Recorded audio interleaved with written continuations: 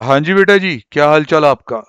तो बेटा आज मैंने सोचा कि काफी सेक्शन हो चुके हैं, तो आपको ना चैप्टर के शुरू में एक बात बताई थी कि जो सम आएगा वो इस तरीके से आएगा बेटा। जैसे नेट प्रॉफिट लॉस आप निकालते थे ना ट्रेडिंग पी एंड एल, +1 में नन्हे मुन्ने बच्चे थे जब आप मासूमियत से भरे हुए थे। तो इस तरह का ट्रेडिंग पी एंड एल आप बनाते थे, तो ये वो बना के देंगे, ये वो देंगे अकाउंट्स के अकॉर्डिंग। आपको इस नेट प्रॉफिट को उठा के बिजनेस इनकम में कन्वर्ट करना होगा। तो इंस्टीट्यूट ने बड़ी शानदार एक परफॉर्मा बनाया हुआ है जिसे एडजस्टमेंट शीट कहते हैं। उसमें तकरीबन 90% पॉइंट्स कवर्ड है कि जो अक्सर मिलने वाले पॉइंट्स हैं वो यहाँ है।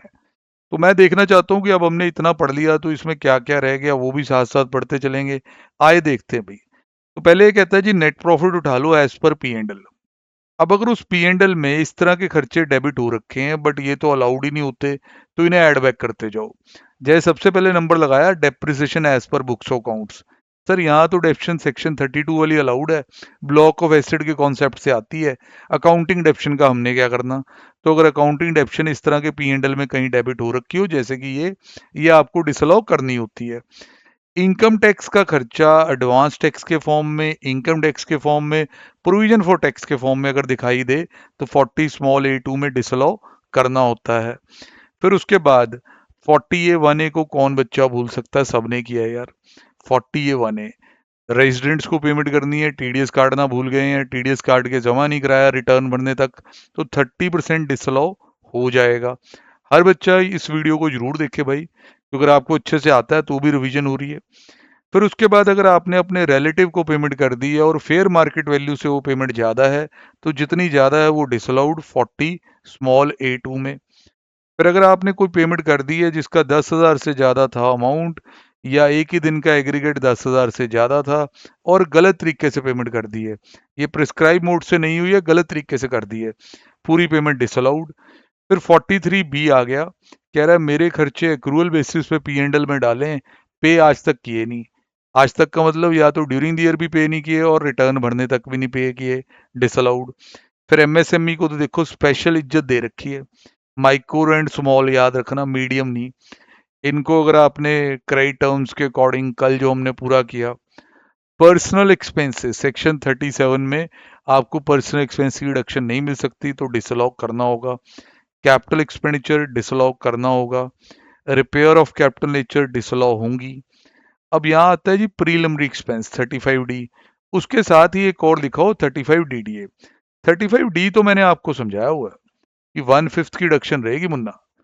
35DDA VRS सर ये आपने नहीं पढ़ाया, सर थोड़ा टाइम निकालो।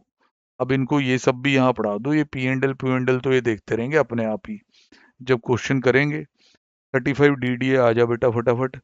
बस यही सिखाना है कि वीआरएस में जितना पैसा दे दिया उसकी डिडक्शन आपको मिलने वाली है 5 इंस्टॉलमेंट्स में, सम पेड की। थोड़ा आगे जाना पड़ेगा सर, 1 मिनट भाई, थोड़ा माफ करना है, कई बार ढूंढने में टाइम लग जाता है। वैसे भी इतने बिजी नहीं हो तुम। आ जाओ। VRS 35DDA voluntary retirement scheme जब एम्प्लॉयर लाता है तो उसमें रिटायरमेंट एज से पहले एम्प्लॉय को रिटायर किया जाता है और कॉम्पनसेशन दी जाती है। जितनी आपने कॉम्पनसेशन दी, मान लो एक एम्प्लॉय को 12 लाख रुपए दिया आपने, तो इसकी 1/5 करके डिडक्शन मिलेगी। अब ये देखो जी, amount to deduction allowable is 1/5 of the amount paid for the previous year, balance in 4 equal installment in 4 immediately succeeding previous year. मतलब अगर वीआरएस का खर्चा मान लो पी एंड एल में मिलता आपको, यहाँ मैं थोड़ा पी एंड एल बनाता हूँ भाई।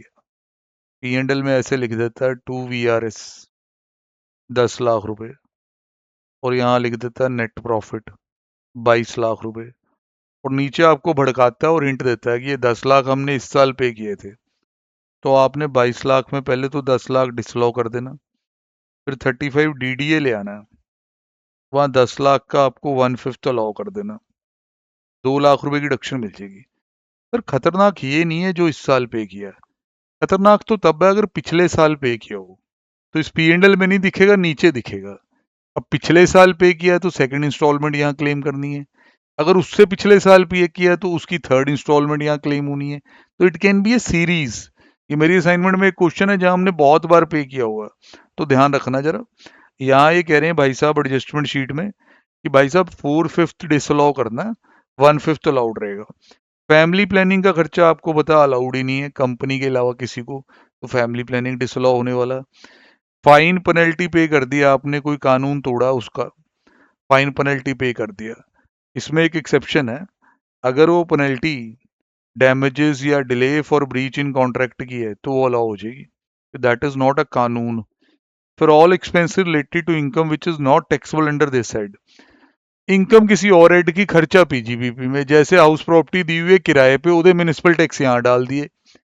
अदर सोर्स में डिविडेंड के लिए शेयर में इन्वेस्ट करने के लिए लोन ले रखा, उधर इंटरेस्ट यहाँ डाल दिया। तो भाई जो भी किसी और हेड के खर्चे हैं वो यहाँ नहीं मिलेंगे, डिसअलाउ करने पड़ेंगे। फिर सर ये 80 CCD का 14% वाला रूल भी लगे हाथ करवा ही दो, सेक्शन 36 में छोड़ के रखा हुआ। सर ये बड़ी बातें होती हैं, अब अभी होंगी ना, अभी ज्यादा अच्छे लगेंगी। ये देखो सर, सेक्शन 36 में 36(1)(4)(a) पे आ जाए आप, वहां लिखा हो एम्प्लॉयर का contribution to the account of employee under a pension scheme 80 CCD, salary के साथ तार जुड़ते हैं खर्चे के। 80 CCD एक सेक्शन है जहां आप पढ़ते हैं कि एम्प्लॉयर एम्प्लॉय दोनों कंट्रीब्यूट करते हैं पेंशन के लिए।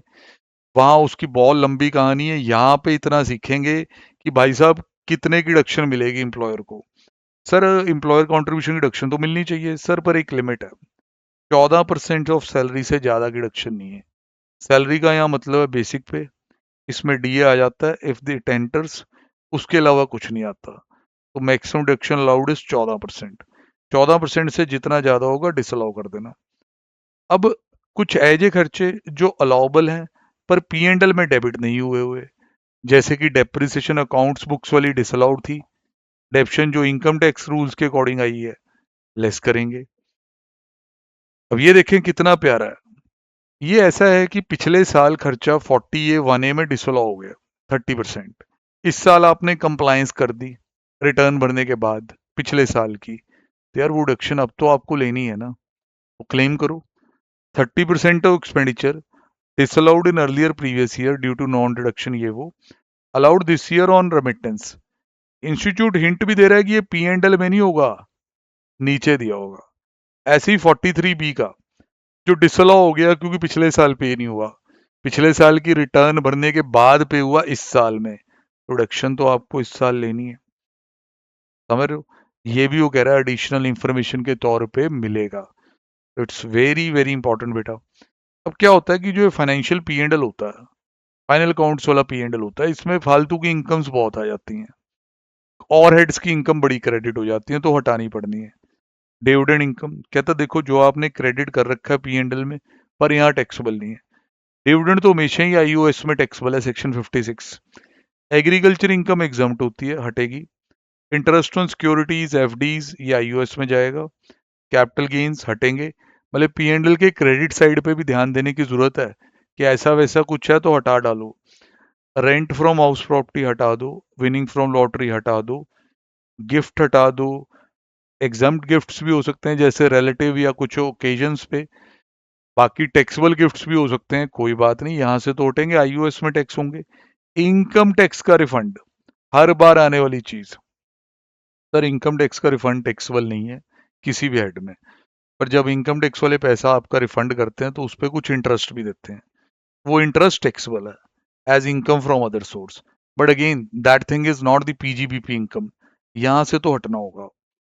इसके बाद वो कह रहे हैं कि बेटे देखो कुछ ऐसा भी हो सकता है जो आपको ऐड भी करना पड़ जाए, जो आपके पी एंड एल में नहीं होगा। बच्चा कहता है सर ऐसा कैसा।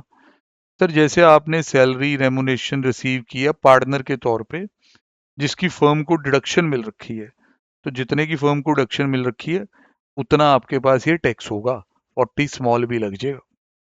हैं जी, बहुत बार सिखाया है, पार्टनर की सैलरी सैलरी के हेड में ना जावे, पार्टनर एम्प्लॉय ना हो छोरे, ये याद रखियो।